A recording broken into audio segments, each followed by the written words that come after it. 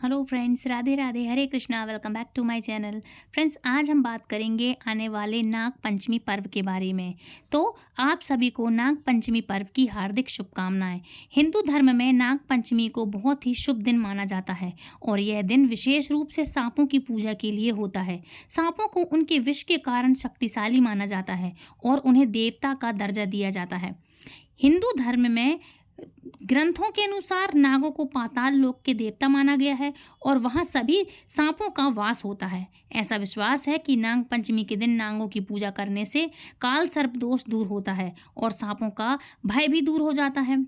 इस दिन लोग नागराज वासुकी की पूजा करते हैं और जो भगवान शिव के गले में लिपटे रहते हैं। कुछ लोग माँ मनसा देवी की पूजा करते हैं। मनसा देवी वो हैं जो वासुकी की बहन हैं। और ये दोनों कौन है भाई बहन? मनसा देवी महादेव के मन से उत्पन्न हुई थी, भगवान शिव की पुत्री हैं। और वासुकी भगवान शिव के गले में जो भगवान शिव धारण किए होते हैं। तो मनसा देवी और वासुकी दोनों भाई बहन हैं जो कि शिव भगवान की पुत्री मानी जाती हैं। इस बार सावन मास के शुक्ल पक्ष की पंचमी तिथि 28 जुलाई सोमवार को रात को 11:25 से शुरू होगी और पंचमी तिथि समाप्त होगी 29 जुलाई मंगलवार को मध्यरात्रि 12:46 पर। इसके बाद में सृष्टि तिथि प्रारंभ हो जाएगी क्योंकि 29 जुलाई दिन मंगलवार को पूरे दिन पंचमी तिथि प्राप्त हो रही है और इसलिए इस बार 29 जुलाई दिन मंगलवार को ही नाग पंचमी का पर्व मनाया जाएगा। और इस बार पंचमी तिथि के दिन शिव और सिद्धि योग भी बन रहे हैं।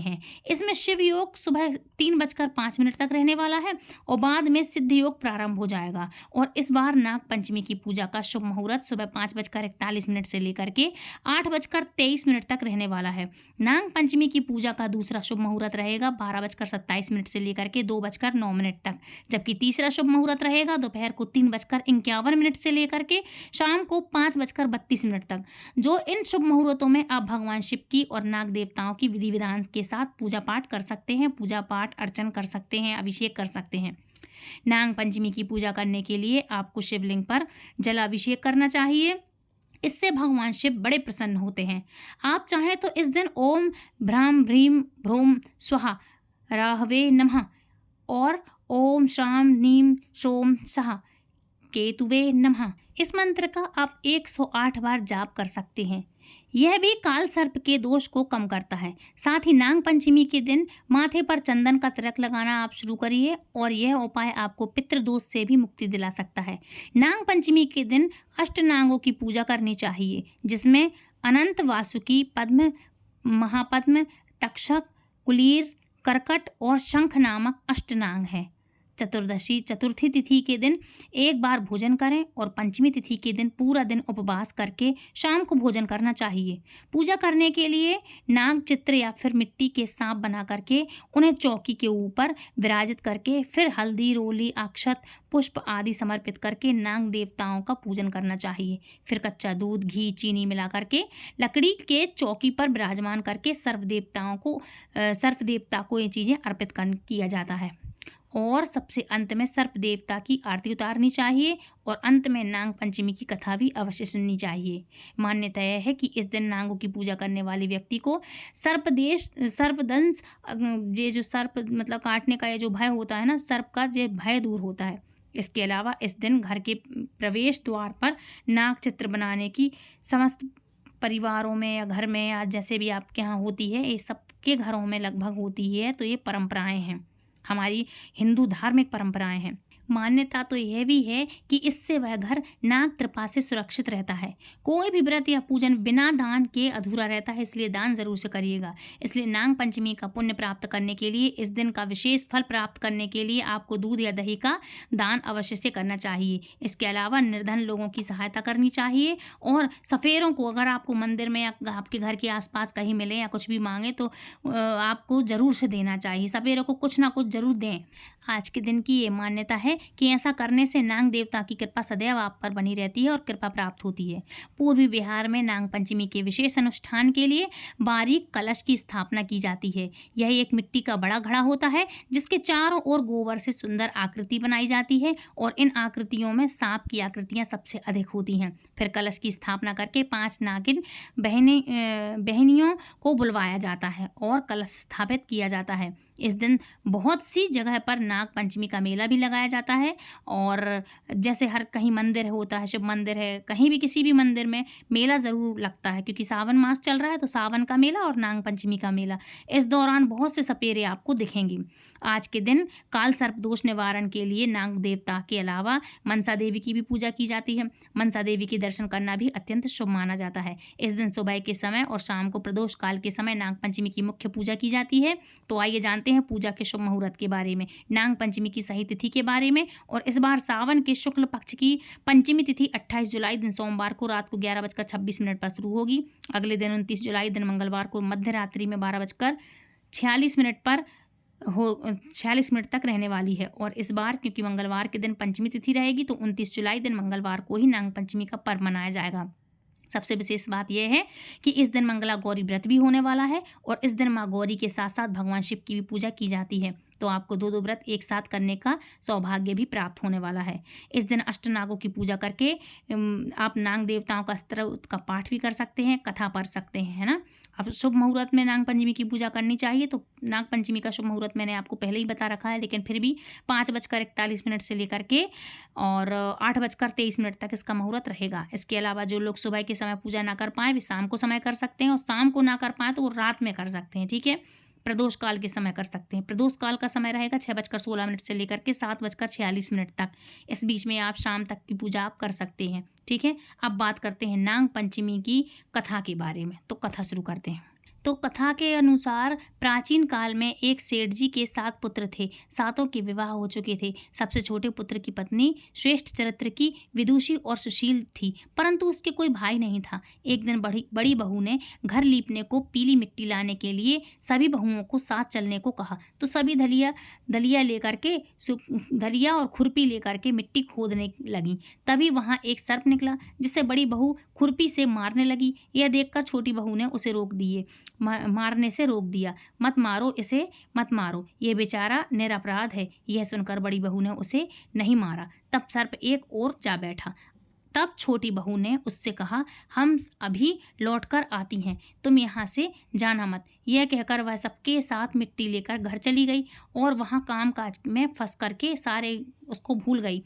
काम करने लगी और काम में फंस करके सर्प को जो वादा किया था वो उसको भूल गई। इसके बाद उसे दूसरे दिन वह बात याद आई तो वह सबको साथ लेकर के वहाँ पहुँची और सर्प को उस स्थान पर बैठा देखकर बोली, सर्प भैया नमस्कार। सर्प ने कहा, तू भैया कह रही है, इसलिए तुझे छोड़ देता हूँ, नहीं तो झूठी बात करने के कारण तुझे अभी डस लेता। वह बोली, भैया मुझसे भूल हो गई, उसकी क्षमा मांगती हूँ। तब सर्प बोला, अच्छा तू आज से मेरी बहन हुई और मैं तेरा भाई हुआ, तुझे जो मांगना हो मांग ले। वह बोली, भैया मेरा कोई नहीं है, अच्छा हुआ जो तू मेरा भाई बन गया। कुछ दिन व्यतीत होने पर वह सर्प मनुष्य का रूप धारण कर करके उसके घर आया और बोला, मेरी बहन को भेज दो। सबने कहा कि इसके तो कोई भाई नहीं था। तो वह बोला, मैं दूर के रिश्ते में इसका भाई हूँ, बचपन में ही मैं बाहर चला गया था। उसके विश्वास दिलाने पर घर के लोगों ने छोटी को उसके साथ भेज दिया।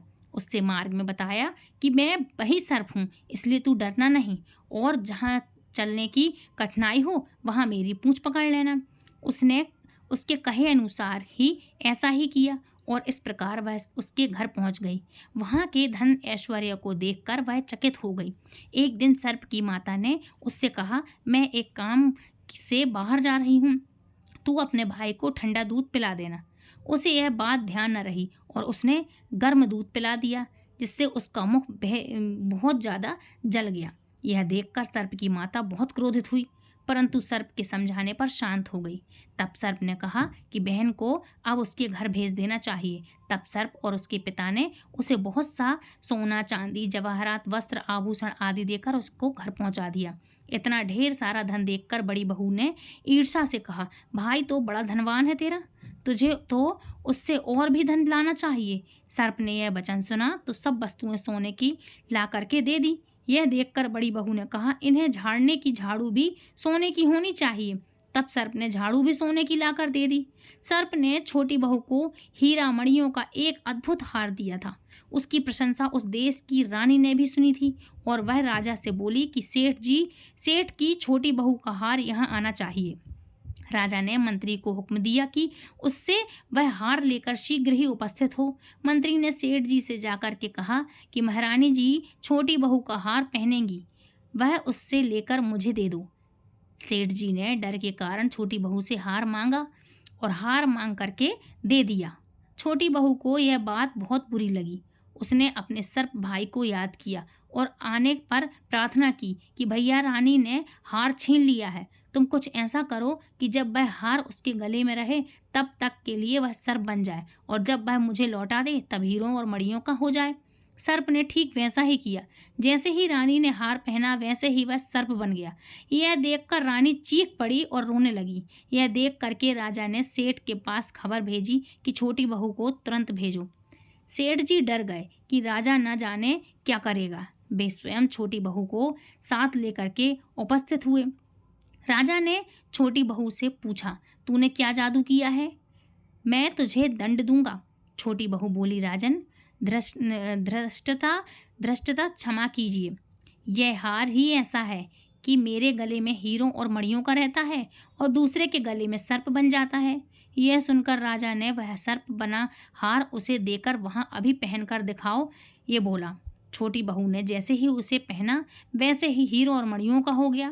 यह देखकर राजा को उसकी बात का विश्वास हो गया और उसने प्रसन्न होकर उसे बहुत सी मुद्राएं भी दी, पुरस्कार भी दिए। और छोटी बहू वह अपने हार को साथ में घर में ले आई और इन सभी जितने भी राजा ने उसको आभूषण दिए थे और जो भी मुद्राएं दी थी उन सहित वो घर लौट आई। इसके घर के लौटकर आने पर ही बड़ी बहू ईर्ष्या के कारण बड़ी ही जल भुन गई। उसके पति को सिखा दिया भाभी ने, बड़ी बहू ने, कि छोटी बहू के पास कहीं से धन आया है। यह सुनकर उसके पति ने अपनी पत्नी को बुलाकर कहा, ठीक ठीक बता कि यह धन तुझे कौन देता है? तब वह सर्प को याद करने लगी। तब उसी समय सर्प ने प्रकट होकर कहा, यदि मेरे धर्म बहन के आचरण पर संदेह प्रकट करेगा तो मैं उसे खा लूंगा। यह सुनकर छोटी बहू का पति बहुत प्रसन्न हुआ और उसने सर्प देवता का बड़ा सत्कार किया। उसी दिन से नाग पंचमी का त्योहार मनाया जाता है और स्त्रियां सर्प को भाई बना करके उनकी पूजा करती हैं। तो फ्रेंड्स, ये थी आज की कथा, आज की कहानी। आई होप आज की कहानी आपको पसंद आई होगी। छोटी सी है लेकिन वाकई में बहुत पुरानी और पौराणिक सत्य कथा है। तो फ्रेंड्स, ये आज की वीडियो है। यदि आपको आज का वीडियो पसंद आया हो तो प्लीज़ वीडियो को लाइक शेयर कमेंट करें, चैनल सब्सक्राइब करें। और इतनी सारी वीडियो सुनाते हैं हम आपको। यदि आप हमारे लिए कथा सुनाने के उपलक्ष्य में दक्षिणा प्रदान करना चाहते हैं तो नीचे सुपर थैंक्स का बटन अवेलेबल है। आप चाहें तो अपने मन मुताबिक हमें दक्षिणा प्रदान कर सकते हैं। चैनल पर यदि पहली बार आए हैं तो चैनल को सब्सक्राइब करके बेल आइकन को ऑल पे प्रेस करें ताकि आने वाली हर एक वीडियो की नोटिफिकेशन सबसे पहले आप तक पहुंचे। मिलती हूँ नेक्स्ट वीडियो में, तब तक के लिए राधे राधे, हरे कृष्णा। और आने वाली नाग पंचमी की आप सभी को हार्दिक हार्दिक शुभकामनाएं। हरे कृष्णा।